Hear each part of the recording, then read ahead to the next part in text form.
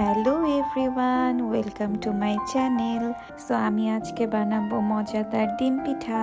যারা এই শীতে মিষ্টি পিঠা খেতে খেতে বিরক্ত হয়ে গেছেন তারা কিন্তু চাইলে এই মজাদার ঝাল পিঠাটি বানিয়ে খেতে পারেন। তো আমি প্রথমে কিছু কাঁচামরিচ এবং তার সাথে লবণ নিয়ে এটাকে বেটে নিব। আপনারা যদি এর থেকে একটু বেশি স্পাইসি পছন্দ করেন তাহলে আপনারা এখানে কাঁচামরিচের পরিমাণটি আর একটু বাড়িয়ে দিতে পারেন। তারপর আমি তার সাথে কিছু কাঁচা পেঁয়াজ নিয়ে সেটাকেও আমি একটু আধা ভাঙা করে বেটে নেব। এটাকে আমি পুরোপুরি পেস্ট করব না, এটা একটু গোটা গোটাই থাক। তারপর আমি একটা বোলে চালের গুঁড়া নিব। এখানে আমি 4 চা চামচ চালের গুঁড়া ব্যবহার করেছি।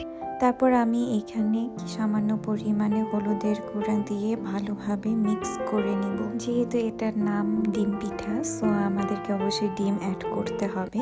এখানে আমি 2টো ডিম ভেঙে দিয়েছি। তারপর বেটে রাখা পেঁয়াজ মরিচের বাটাটাকে একটু পানি দিয়ে গুলিয়ে আমরা একটা সুন্দর করে ব্যাটার তৈরি করে নিব।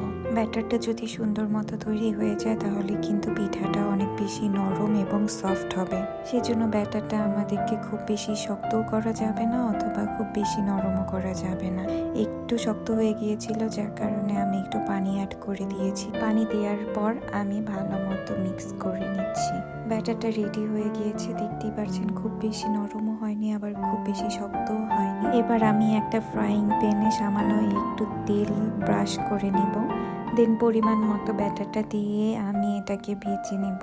এটা খেতে এত মজা হয় বলার বাহিরে। আপনারা যারা একটু ঝাল পছন্দ করেন আপনারা একটু মরিচের পরিমাণটা বাড়িয়ে দিয়ে খেতে পারেন। এটা সস দিয়ে খেতেও অনেক বেশি মজা করে। তারপর একে একে আমি সবগুলো পিঠা ভেজে নিয়েছি।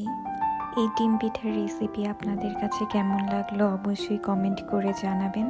অ্যান্ড অবশ্যই আমার চ্যানেলটি সাবস্ক্রাইব করতে ভুলবেন না। Thank you for watching.